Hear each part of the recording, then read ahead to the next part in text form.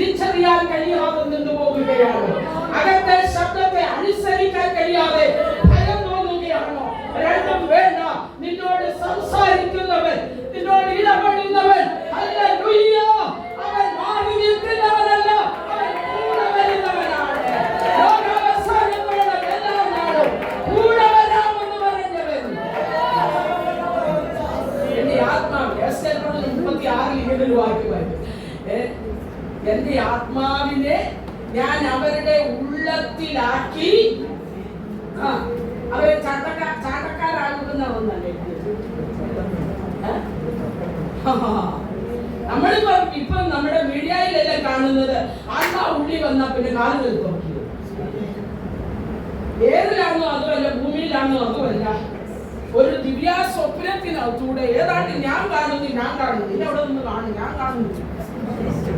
ജനത്തെ വട്ടുപിടിപ്പിക്കുന്ന സങ്കല്പങ്ങളുടെ പുറകെ മായാലോകത്തിലാക്കി മരീചിയുടെ പിന്നാലെ ജനത്തെ നടത്തുന്ന ഇരുളിന്റെ മേഖലകളെ ഇന്ന് മകൻ തിരിച്ചറിയേണ്ടതിന് അകത്തൊരു ശബ്ദം കുതിക്കുകയട്ടെ. ദൈവത്തിന്റെ ശബ്ദം.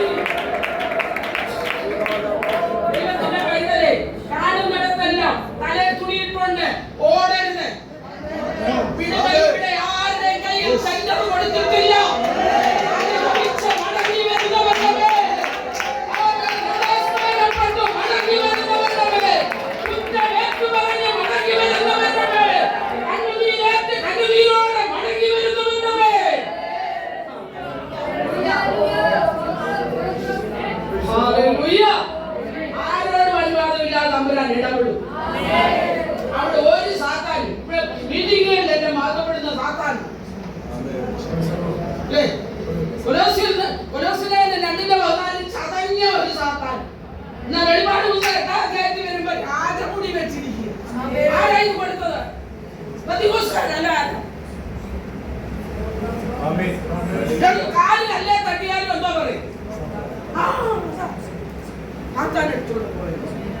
വേണ്ട വേണ്ട വേണ്ട, അവന് മഹത്വം കൊടുക്കണ്ട, മഹത്വം കൊടുക്കണ്ട. എല്ലാ കാലത്തും സീസൺ ദൈവമല്ല. എന്റെ തലയിൽ അവൻ മുടിയോടി പൊടിഞ്ഞാൽ അത് അവൻ അറിയാതെ മഹത്വം വേണ്ട. ദൈവത്തെ ആരാധിക്കുക. ദൈവത്തിന്റെ പൈതലെ, ദൈവത്തിന്റെ ആത്മാവിനെ നിന്റെ മുന്നിലാക്കിയത് ചാട്ടക്കാരിയാകാനല്ല.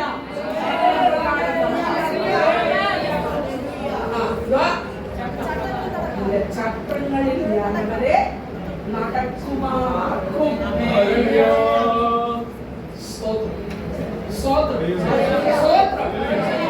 ഈ മസിൽ പിടുത്തം എല്ലാം കളഞ്ഞേച്ച് ആരാധിച്ച് ദൈവത്തെ സ്തുതിക്കാൻ മനസ്സിലാകുന്നവർക്കായി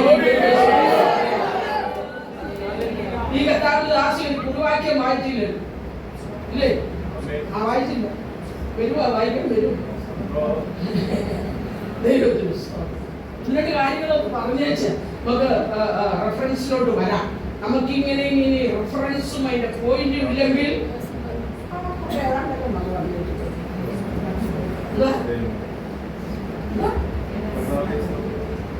അങ്ങനെ ഏതാണ്ട് പറയുന്നതല്ല, കാര്യം പറയുന്നത്. നമ്മൾ വിട്ടഴിയേണ്ട ചില കാര്യങ്ങൾ. റിലീജിയസ് എന്ന ട്രാപ്പ് വിട്ട് മത പ്രതിബദ്ധത, മതത്തോടുള്ള നമ്മുടെ ആസക്തി, അതാണ് റിലീജിയസ്. ഈ മതതീഷ്ണതയുള്ളവരുണ്ട്, അതുപോലെ പെന്തിക്കോസ്ത് തീഷ്ണതയുള്ളവരുണ്ട്. നല്ലതാ കേട്ടോ, ഉണ്ടല്ലോ നന്ദിയൊക്കെ കാണിക്കാം. പക്ഷേ റിലീജിയസ് എന്ന ട്രാപ്പിലാക്കി നമുക്ക് വലുത് റിലീജിയസ് എന്ന ട്രാപ്പല്ല, മതത്തിനകത്താണ് നിൽക്കുന്നതെങ്കിലും ദൈവവുമായിട്ടുള്ള വ്യക്തിപരമായ ഒരു ബന്ധം പകൽ നമ്മൾ സ്ഥാപിച്ചെടുക്കണം.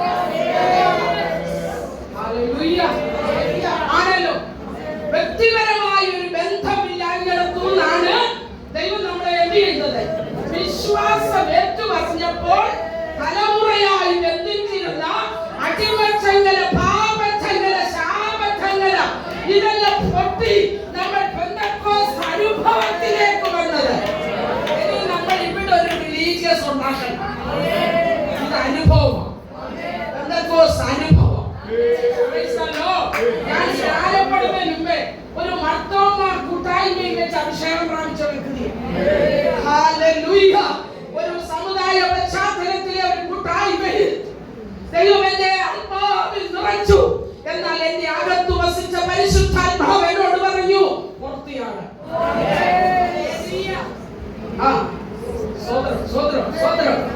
അപ്പൊ റിലീജിയസ് എന്ന ട്രാപ്പ് വിട്ട് എങ്ങോട്ട് വരണം? റിലേഷൻ എന്നുള്ള അനുഭവത്തിലേക്ക്. ഈ മതഭ്രാന്തിനകത്തു നിന്ന് അപ്പോസ്തലനെ അനന്യാസിന്റെ കൈക്കീഴിലേക്ക് കൊണ്ടുവന്ന്, അനന്യാസ് ഇതിനു മുമ്പ് ഒരിക്കലും ഒരു കൈവപ്പ് ശുശ്രൂഷ ചെയ്തിട്ടില്ല. ഉണ്ടോ? ഇതുവരെ ചെയ്തിട്ടില്ലാത്തത് ചെയ്യിക്കുവാൻ അഭിഷിക്തരോട് ഒരു ദൂതൻ, നീ ഇതുവരെ ചെയ്തിട്ടില്ലെന്ന് പറഞ്ഞിരിക്കണ്ട. വേറൊരു മണ്ഡലത്തിലേക്ക്, വേറൊരു ലെവലിലേക്ക് നീ കൈവച്ചാൽ രോഗികൾ സൗഖ്യമാകേണ്ടതിന്, നീ കൈവച്ചാൽ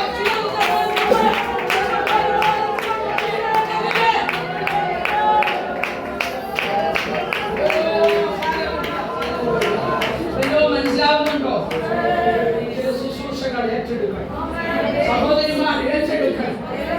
സ്തോത്രം സ്തോത്രം.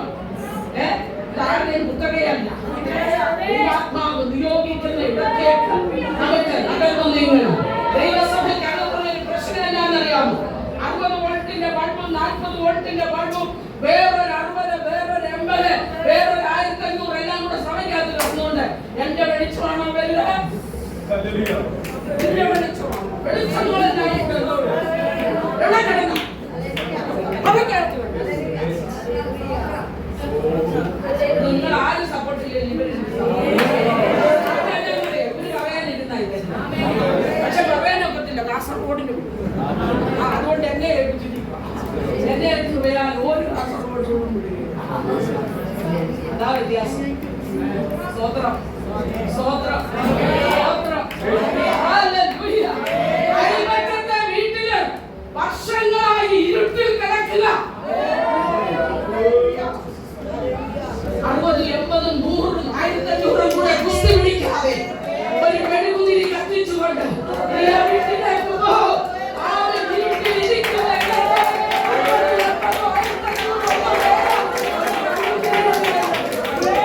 അനുസരിക്കാൻ തയ്യാറാകി.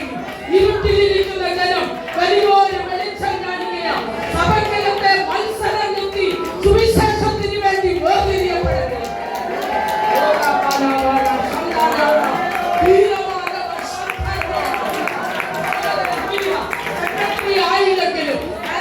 ആയില്ലെങ്കിലും അസിസ്റ്റന്റ് ആയില്ലെങ്കിലും പേരൊന്നും പറയാനില്ലെങ്കിലും ദൈവിക ശുശ്രൂഷയ്ക്ക് ഏൽപ്പിക്കപ്പെടേ.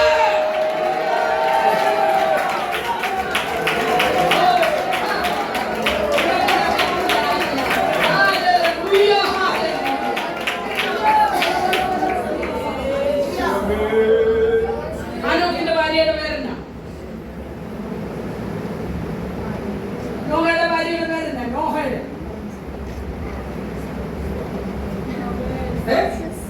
പ്രവാചക ശിഷ്യന്റെ ഭാര്യയുടെ പേരെന്നാ? പേരില്ലേലും അവരാരുമില്ല.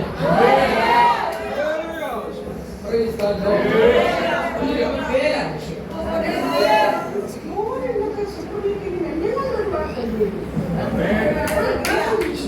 വീട്ടിലെ വേല. ആരോടിക്ക് എഴുതാൻ കണ്ടാ പേരല്ല. ഓൾ നാൽപ്പത് നിർത്തിയടിച്ച് കുട്ടുകുത്ത്.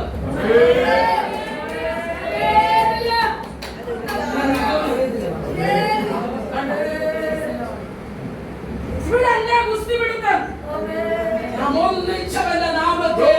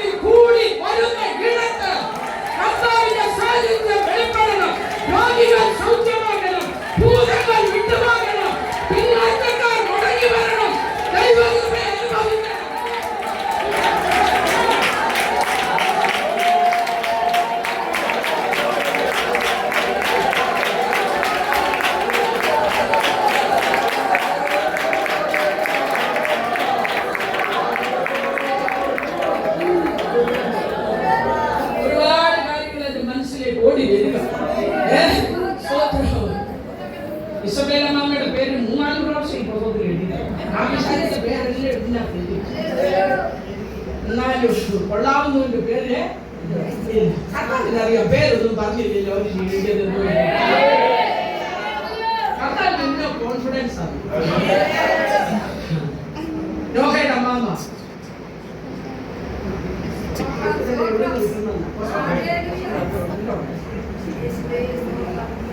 സങ്കീർത്തനത്തെ പിടിവിട്ടാൽ ഇതെല്ലാം പിടിവിടും. സന്തോഷിപ്പിക്കുക. അതിനെ എസ്കേപ്പറൊന്നും സന്തോഷിപ്പിക്കാറില്ല. ആ ഓട്ടെ എന്തെങ്കിലും ഒന്ന് സന്തോഷിപ്പിച്ചാൽ മതി. നോഹയുടെ അമ്മാമ്മ കാര്യം തടിയെല്ലാം വിട്ടു കൊടുത്തുകൊണ്ടിരുന്നു.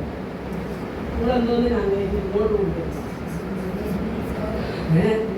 ചോദിച്ചില്ലെന്നാണോ നിങ്ങളുടെ ചിന്ത? ചോദിക്കില്ല. കാരണം ഈ തലമുറ പോലാണ് ആ തലമുറ. മനുഷ്യന്റെ നാട് പോലെയാണ് നോഹയുടെയും. ഇനി ചോദിക്കില്ല, അത് ചോദിക്കും. നമുക്കൊരു കാര്യം ചെയ്യാം. നിങ്ങളിത് വലിച്ചോണ്ട് വീടിന്റെ മുറ്റത്തോട്ട് വരാതെ നമുക്കൊന്ന് കടലിന്റെ കരത്തോട്ടെങ്ങാണ് പോയി പെട്ടകം ഇത്രയും അഭിപ്രായം കൊണ്ട് വരാതിരിക്കാമോ? അവർ പറഞ്ഞു. അവര് നമ്മൾ കേട്ടത് അവരാണ്. അതിന്റെ കാലെ പിടിച്ച് ഐഡിയ പറയാൻ എന്ത് ചെയ്യണം? പഠിപ്പിക്കല്ലേ? കൂടെ കട്ടക്ക് നിന്നോണ്ട് ജോലിയുണ്ട് ഇതിനകത്ത്. പെട്ടെന്നതിനകത്തോ അത് പല ജോലികളുണ്ട്. അപ്പൊ പണി വിലക്കെടുത്താതെ അപ്പൊ നോഹ ഇങ്ങനെ കുറേയുള്ള നോഹയാണല്ലോ. അതുകൊണ്ട് വായി തോന്നിയൊന്നും വിളിച്ചു അവിടെ കിടന്ന് മുണ്ടപടി എടുത്ത് നമ്മൾ ഇപ്പോഴത്തെ നോഹയാണെങ്കിൽ അവളുടെ വീട്ടുകാരെ മുഴുവൻ വിളിച്ചോണ്ട് അവിടെ പോയി.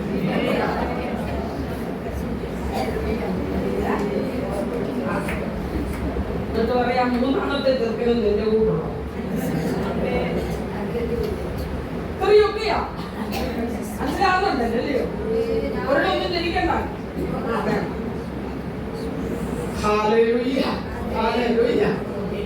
നോഹ കൃപയുള്ള നോഹയായിരുന്നു. നീതിമാനും നിഷ്കളങ്കനുമായ നോഹയായിരുന്നു. വീട്ടിൽ ചൊവ്വമേലെ സമാധാനം വേണമെന്നും ദൈവസാന്നിധ്യം നഷ്ടപ്പെടരുതെന്നും ബോധമുള്ള നോഹയായിരുന്നു. പ്രാർത്ഥിക്കുന്ന നോഹയായതുകൊണ്ട്, കേൾക്കുന്ന നോഹയായതുകൊണ്ട് ദൈവയോട് നോക്കിയേച്ച് പറഞ്ഞു, പിന്നെ സഹോദരി കടൽ ഇങ്ങോട്ട് വരുമെന്ന് ഇത്രയും നേരം ഞാൻ പറഞ്ഞു. നമ്മൾ കടലിൽ നടന്നോട് പോകണമെന്നല്ല, വിശ്വാസമുള്ള നോഹ പറഞ്ഞു.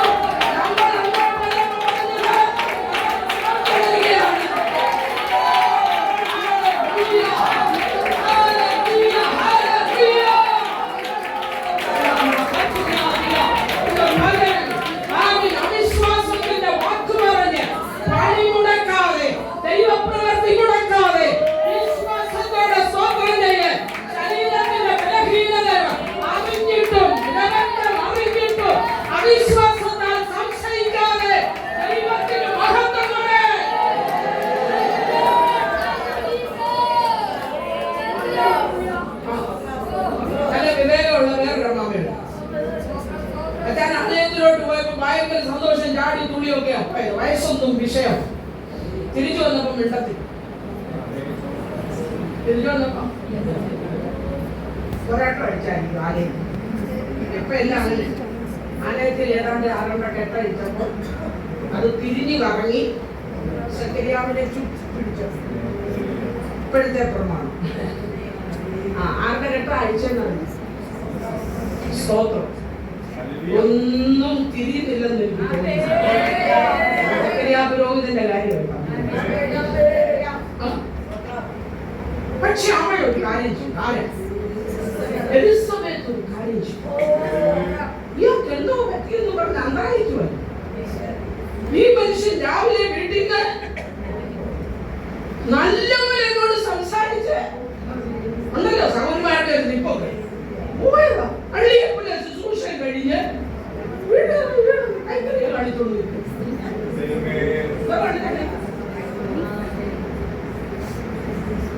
അവള് പറഞ്ഞേ ഒരാട്ടം അടിച്ചൊന്നും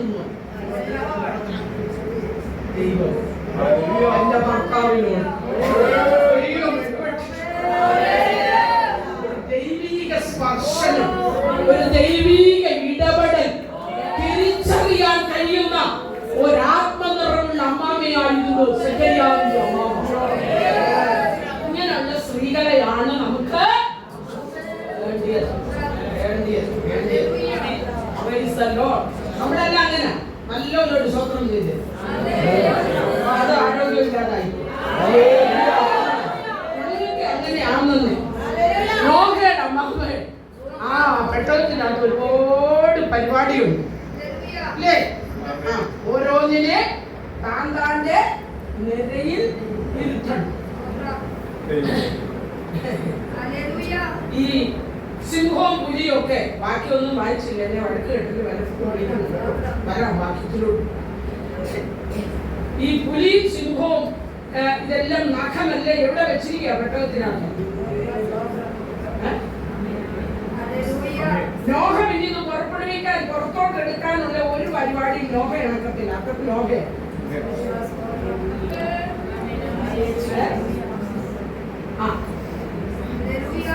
പക്ഷെ ആ നോഹ പെട്ടകത്തിനകത്ത് കോഴി ഉണ്ടോ?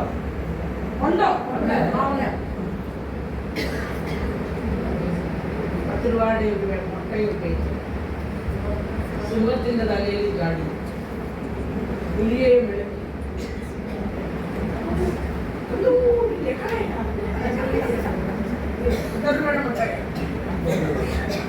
കൊക്ക് കേട്ടാൽ 2 ലക്ഷം രൂപയുടെ ഏതാ കൂടുതൽ കിട്ടുന്നുള്ള നിലയിലാണ്. മനസ്സിലാവുന്നുണ്ടോ? മനസ്സിലാവുന്നുണ്ടോ? ദൈവസഭയ്ക്കകത്തെ പ്രശ്നങ്ങളില്ലല്ലോ. ഓരോരുത്തർ താങ്കളുടെ നിലയിൽ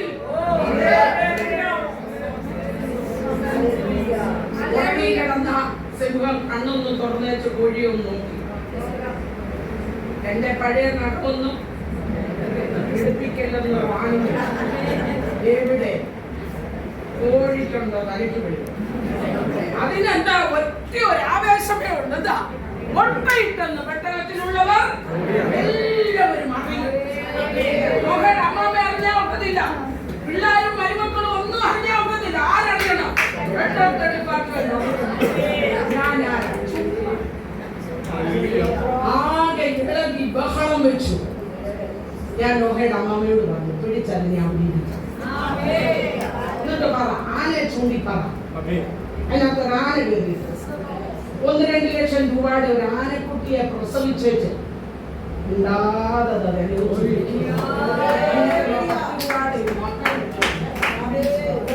മനസ്സിലായത്. ഈ വിശ്വാസമെന്ന് ഞാൻ പറയുമ്പോൾ തന്നെ ഇതിനൊരു ഡ്യൂപ്ലിക്കേറ്റ് സാത്താൻ ഉണ്ടാക്കിയിട്ടുണ്ട്. ഇതെല്ലാം ഒറിജിനൽ. ഇത് കണ്ടോണ്ട് ഒരു ഡ്യൂപ്ലിക്കേറ്റ് കള്ളനോട്ടടിക്കാറുണ്ട്. റിസർവ് ബാങ്ക് അടിച്ചിറക്കുന്ന വിലയുള്ള നല്ല നോട്ടിനെ നോക്കി ഇവിടെ പലതും ഡ്യൂപ്ലിക്കേറ്റ് ആണെന്ന് അല്ലേ? ഇത് നമ്മുടെ കയ്യിലും ഇടയ്ക്ക് കേറി ഇറങ്ങാം. ഞാനൊരു സഭയിൽ ചെന്നു. ഒരു കൂട്ടാദാസൻ എനിക്ക് ഒരു ഗിഫ്റ്റ് തന്നു. ഞാന് തിരിച്ചു വരുന്ന വഴി അതേലെ 500 രൂപ എടുത്ത് ഒരു കട കൊടുത്തപ്പോ ആ കടക്കാരൻ എന്നോട് ചോദിച്ചു, മാമയ്ക്ക് ഇത് എവിടെ നിന്ന് കിട്ടിയോ?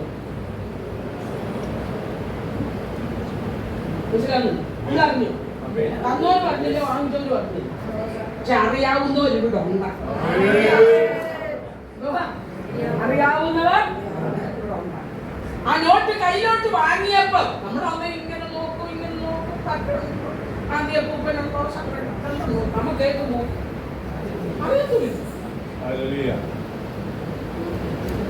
ഞാൻ പറഞ്ഞ ആരോടും പറയണ്ട, കത്തിച്ചേർന്നു. ആരോടും പറയണ്ട. നീ അതിന് ഉറവിടം പോയി പാവം പിടിച്ച ദേവദാസന് കുഴപ്പമുണ്ടാക്കുന്നു. എവിടുന്നോ കിട്ടിയെന്ന് പറഞ്ഞ് ഞാനത് ഇല്ലാതാക്കിക്കാം. ഞാൻ പറഞ്ഞത് ഒറിജിനൽ ഉണ്ടെങ്കിൽ അത് തിരിച്ചറിയാം. വിശ്വാസത്തിന്റെ ഡ്യൂപ്ലിക്കേറ്റ് എന്ന് പറയുന്നത് അന്ധവിശ്വാസവും സങ്കല്പങ്ങളും. യേശു കൂടെ ഉണ്ടെന്ന് വിചാരിച്ച് നടക്കുക. ഉണ്ടെന്ന് നമ്മൾ എന്ത് ചെയ്യണം? ഉറപ്പുവരുത്തണം. കൊരിന്ത്യയിലെ വിശ്വാസികളോട് അപ്പോസ്തലൻ പറഞ്ഞു, പറഞ്ഞു. തുടക്കം വിശ്വാസത്താലായിരുന്നു അല്ലേ? ഇപ്പൊ എവിടെ വന്ന് നിൽക്കുന്നു? എവിടെ വന്ന് നിൽക്കുന്നു? വിശ്വാസത്തിൽ ഇരിക്കുന്നുവോ എന്ന് you test yourself. നിങ്ങളെ തന്നെ നിങ്ങൾ ചോദന ചെയ്യണം. ഇതൊക്കെ നമ്മുടെ ഭാഗത്തിട്ടിരിക്കുക. കർത്താവേ, നീ കൂടെ ഉള്ളതിനാൽ സ്തോത്രം. ഉണ്ടോ? ഉണ്ടോ? കർത്താവ് കൂടെയുണ്ടെങ്കിൽ, കർത്താവ് കൂടെയുണ്ടെങ്കിൽ നമ്മൾ സാധാരണ പറയും 2-3 പേരുടെ നാമത്തിൽ ആരുണ്ട്? ഉണ്ടോ? ഉണ്ടോ? ഉള്ളിടത്ത് ഉറങ്ങുമോ?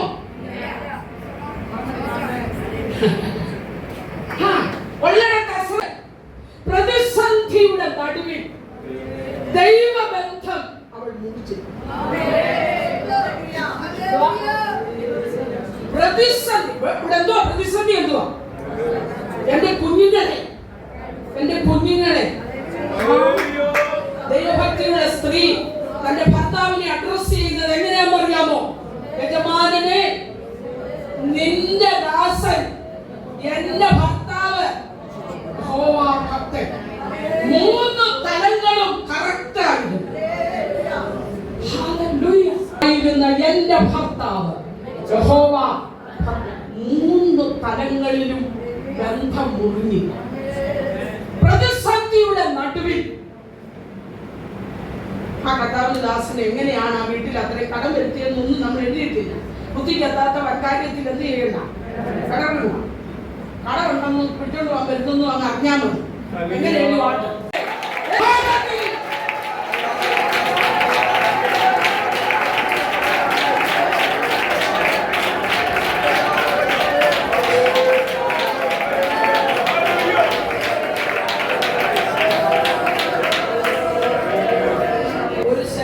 മുഴുവൻ പ്രതിനിധികളാണ് ഇവിടെ ഇരിക്കുന്നത്.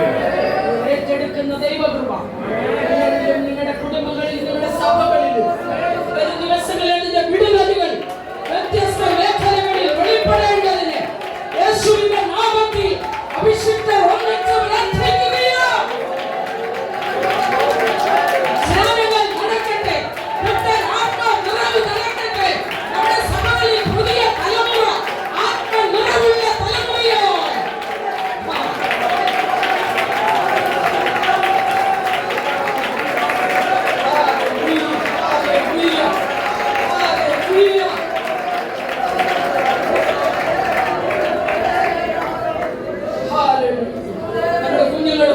പരിശുദ്ധാത്മാവിൽ നിറയട്ടെ. ആത്മനിറവ് ബന്ധമുള്ള തലമുറകൾ സഭകളിൽ എഴുന്നേൽക്കട്ടെ. അതുവിധം കേട്ടുള്ള തലമുറയാണ്. ദൈവവുമായിട്ട് ഒരു എൻകൗണ്ടർ ഉണ്ടാകുന്ന തലമുറ, ആദ്യം ദൈവത്തോട് സംവാദിക്കുന്ന തലമുറ, ദൈവം ഇടപെടുന്ന തലമുറ, ദൈവത്തോട് പ്രാർത്ഥിക്കുന്ന തലമുറ, ദൈവ ഭയമുള്ള തലമുറ.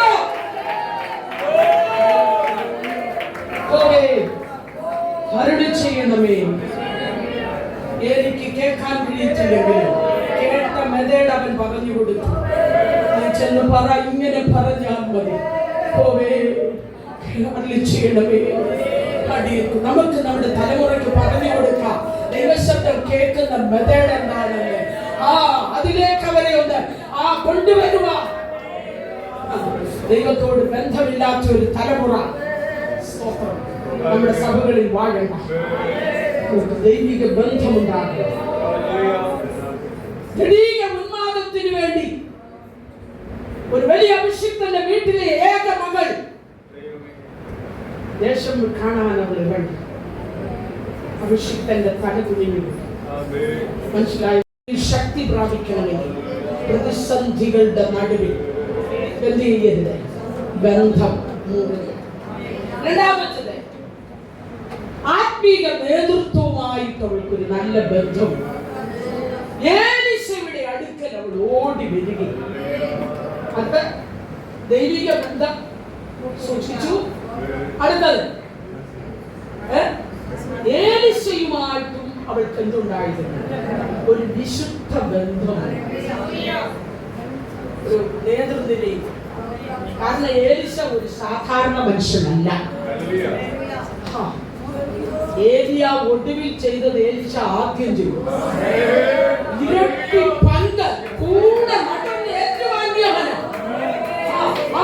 ജനത്തിന്റെ പ്രതിസന്ധിയിൽ നിന്ന്, അവർ അനുഭവിക്കുന്ന വ്യഥകളിൽ നിന്ന്, അവരെ അറ്റാക്ക് ചെയ്യാൻ വരുന്നവരുടെ കയ്യിൽ നിന്ന് അവരെ വിടുവിച്ചെടുക്കാൻ നേതൃത്വങ്ങളുടെ അകത്തൊരു ദൈവശക്തി ഉണ്ടാകണം. ദൈവശക്തിയുടെ ശുശ്രൂഷ ഉള്ളവരോട് ദൈവമക്കൾ എന്ത് ചെയ്യണം? ചേർന്ന് ഏലിയാവിനോട് ചോദിച്ചു, ഏലിയാവേ, സറാപ്തയിലെ വിധവയുടെ ഫോൺ നമ്പർ കഴിഞ്ഞു. ഏലിയാ പറഞ്ഞു, എന്താ 1.5 കൊല്ലം ആ വീട്ടിൽ താമസിച്ചത്. തിന്നേച്ചി ആകാനിരുന്ന അടയുടെ പങ്കും പറ്റി നന്ദിയോടുകൂടെ ൂതും പറഞ്ഞ് എല്ലാം അടിച്ചു മാറ്റി അല്ലേ? നിങ്ങളുടെ ഞാൻ പറയുന്നത് മനസ്സിലാവുന്നുണ്ടോ? ഞാൻ പറഞ്ഞ പദം ഓർമ്മയുണ്ടോ? നേതൃബന്ധം വിശുദ്ധമായി. ഈ തലമുറയിൽ ഇതൊക്കെ വളരെ അത്യാവശ്യമാണ്. ഞാൻ ചോദിച്ചു, കാക്കയുടെ ഫോൺ നമ്പറുണ്ട്.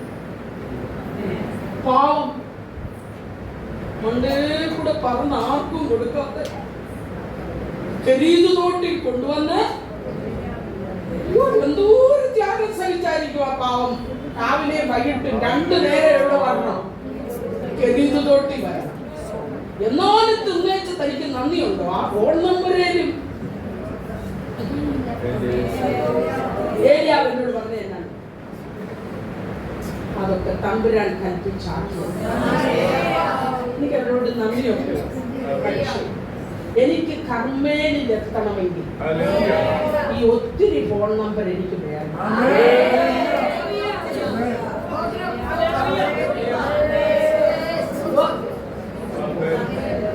പ്രത്യേകിച്ച് രാത്രി 10:30 കഴിഞ്ഞുള്ള ഫോൺ വിളി ഞാൻ എടുക്കത്തേ.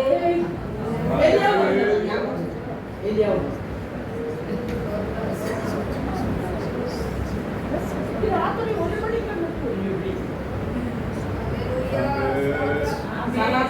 അമ്മയോട് ഞാനൊരു കാര്യം പറഞ്ഞു.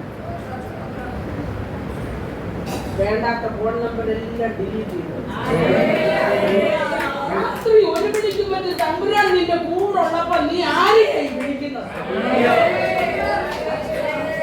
കൊച്ചു നീനും പിടിച്ചത്, കൊച്ചു നീനും പിടിച്ചത് നീ മുട്ടുമുട്ടു. നീ രാത്രി 1 മണിക്ക് ഉടനെ ഏലിയാവിനെ വിളിച്ചോളാം.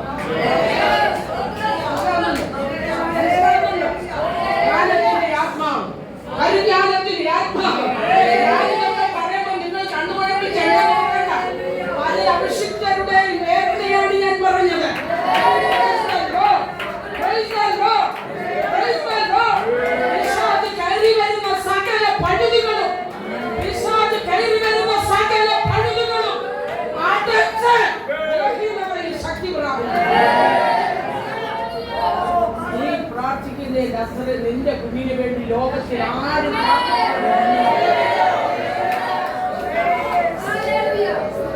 നിന്റെ കുഞ്ഞ് മരിപ്പാറായെങ്കിൽ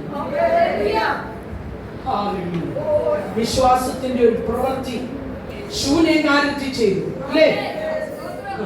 ആറ്റുനോറ്റിരുന്ന് കിട്ടിയ ഒരു കൊച്ചൻ മരിച്ചു. എന്റെ തലയെന്നും പറഞ്ഞു അവളെന്തോ പറഞ്ഞെന്തറിയാം. പ്രവാചകന്റെ വിശ്വാസത്തിന്റെ പ്രവൃത്തികൾ വെളിപ്പെടുത്തി. വിശ്വസിച്ചാൽ